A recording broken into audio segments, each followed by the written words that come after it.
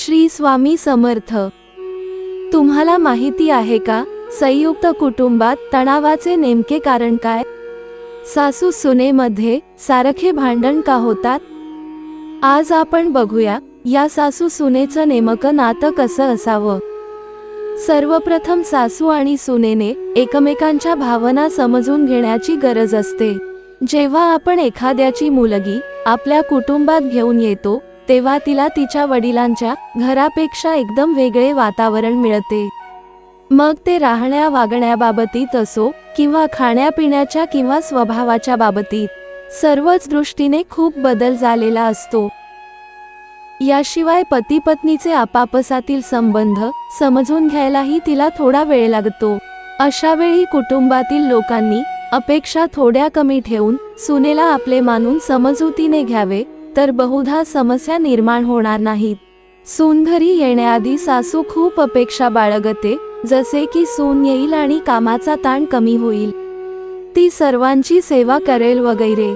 सुनेचे घरातील कामात परिपूर्ण नसणे किंवा कमी काम करणे हा खूप मोठा दोष समजला जातो. प्रत्येक सासू हे विसरून जाते की सुरुवातीला सासरी आल्यावर जसा तिला पतीचा सहवास आवडत असे तसाच सुनेलाही हवाहवासा वाटणार. सासू सुनेचे संबंध मधुर बनून राहावेत यासाठी सासूच्या वागण्यात उदारता, धैर्य आणि त्यागाचे भाव असणे आवश्यक आहे. आपल्या प्रियजनांना सोडून आलेल्या सुनेसोबत मायेची वर्तणूकच तिला नव्या परिवारासोबत जोडू शकेल, तिला आपलेपणा वाटू शकेल आणि तिच्या मनात सन्मान आणि सहकार्याची भावना निर्माण करू शकेल. सुनेला फक्त काम करणारी मशीन न समजता कुटुंबाचे सदस्य मानले जावे. सुनेच्या विचारांना व भावनांना महत्त्व दिले जावे. कुटुंबातील प्रत्येक निर्णयात तिचेही मत विचारात घ्यावे, जेणेकरून कुटुंबात सुखशांती व समृद्धी टिकून राहील. सासूने घरातील सर्व कामे सुनेला न सोपवता स्वतः सुद्धा काही काम केले तर सासूचे आरोग्य सुदृढ राहीलच, कुटुंबातील वातावरणही चांगले राहील. तसेच लग्नानंतर मुलीचीही काही कर्तव्ये आहेत जी तिने पार पाडली पाहिजेत. मुलीला हे कळत नाही की कुठल्याही सदस्याकडून समजावले जाणे ही ढवळाढवळ नाही. घरातील थोडेसे काम सुद्धा तिला ओझे वाटू लागते. तिला असे वाटते की पतीवर तिचाच हक्क आहे, त्याने जर इतर कोणाला वेळ दिला तर तिला ती स्वतःची उपेक्षा वाटते. वेगळ्या शब्दात सांगायचे म्हटले तर सासरी अधिकार काय हे तर तिला माहीत असते, पण कर्तव्य पालन करणे तिला ओझागत भासते. सासरी सुद्धा मुलीसारखे अधिकार मिळावेत असे वाटणे गैर नाही, पण कोणी काही हटकले की ती हे विसरून जाते की माहेरी सुद्धा असेच होते. हे खरं आहे की सासरी कुणाशीही तिच्या मुलांशिवाय तिचे रक्ताचे नाते नाही, पण माणुसकी आणि प्रेमाचे नाते तर आहेच.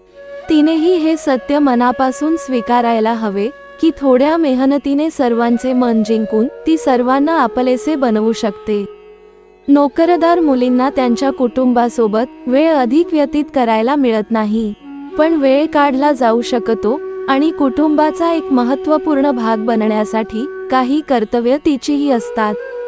कुटुंबियांना आदर आणि प्रेम देऊन ती आपल्या पतीचे मन जिंकू शकते. खरं तर वर्चस्वाची लढाईच सासू सुनेमध्ये तेढ निर्माण करते. कुठल्याही संयुक्त कुटुंबात सासू आणि सून बहुतांशी वेळ एकमेकींसोबत घालवतात. त्यांच्यावरच कामाची जबाबदारी असते. अशात घरात अशांततेचे मुख्य कारणही सासू आणि सुनेचे कटू संबंध हेच असते. आज टीव्हीवर अनेक मालिका सासू सुनेच्या नात्यावरच आधारित असतात. दोघांपैकी कोणीतरी एक चाल खेळत असते. कधी नात्यांना उपहासात्मक विडंबन पद्धतीने सादर केले जाते. निरनिराळ्या सर्वेक्षण व शोधांमधून हे समोर आले आहे की संयुक्त कुटुंबामध्ये तणावाचे कारण 60% सासू सुनेतील नाते हेच असते. ज्या घरांमध्ये मोठ्या चवीने या मालिका पाहिल्या जातात तिथेच वादविवाद जास्त होतात. ते तासनतास त्यावर चर्चा सुद्धा करतात की सासू किती चुकीचे वागत आहे किंवा त्या कुटुंबातील सून कशी चलाख आहे. तेव्हाच या सासू सुनेच्या मनातही हेच ठसते की मालिकेतील पात्रांप्रमाणेच वागायला पाहिजे आणि टीव्हीवर पाहिलेले सर्व आयुष्यातही उतरू लागते व स्वतःवर तशी वेळ आल्यास आपणही तसेच वागतो. आपण सर्वच कुठल्या न कुठल्या चित्रपट किंवा मालिकेतील पात्रांशी स्वतःला जोडून पाहतो व तसे बनण्याचा प्रयत्न करतो. तुम्हाला कशी सासू किंवा सून बनायला आवडेल हे ज्याचे त्याने ठरवावे. सुनेचे कुठले पात्र तुम्हाला सूट करते? तुम्ही सासू सुनेच्या कुठल्याही पात्राप्रमाणे वागा, पण एक प्रश्न स्वतःला नक्की विचारा की घरातल्या कुठल्याही सदस्याला त्रास देऊन तुम्ही खुश राहू शकता का? कुटुंबातील सदस्यांचा आत्मसन्मान दुखावून तुम्ही स्वस्थ बसू शकता का? कुटुंब एका माळेसारखे आहे आणि यातील सदस्य मोती आहेत. मग ही नाती तोडून तुम्ही खुश राहू शकाल का? सुनांनी शक्यतो कधी ज्येष्ठांशी वाद घालू नये. विवादास्पद परिस्थिती उद्भवू देऊ नये. आपले म्हणणे शांतपणे त्यांच्यासमोर मांडा. मुलाने समंजस्यपणे ही स्थिती हाताळावी. एक गुणी मुलगा पती आणि जावयाच्या रूपात हा समजूतदारपणा असावा. काही घरात सासू सुनेचे नाते माय लेकींसारखे असते, तर काही घरात परिस्थिती खूपच वाईट असते. कमतरता ना सासूमध्ये असते ना सुनेत. कमतरता तर त्यांच्या समंजसपणात आणि त्यांच्या प्रेमात असते. प्रश्न हा आहे की शेवटी सासू सुनेला परके का समजते?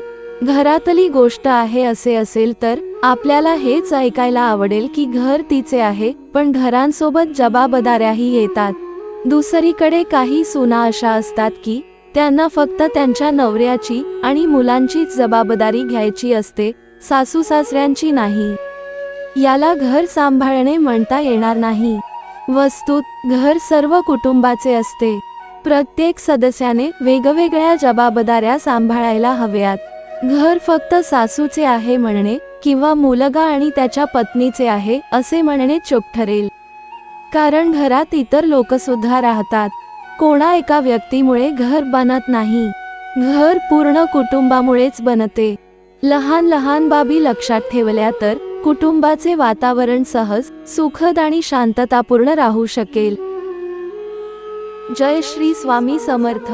मित्र हो, ही माहिती आवडल्यास आपल्या प्रियजनांना शेअर करायला विसरू नका. धन्यवाद.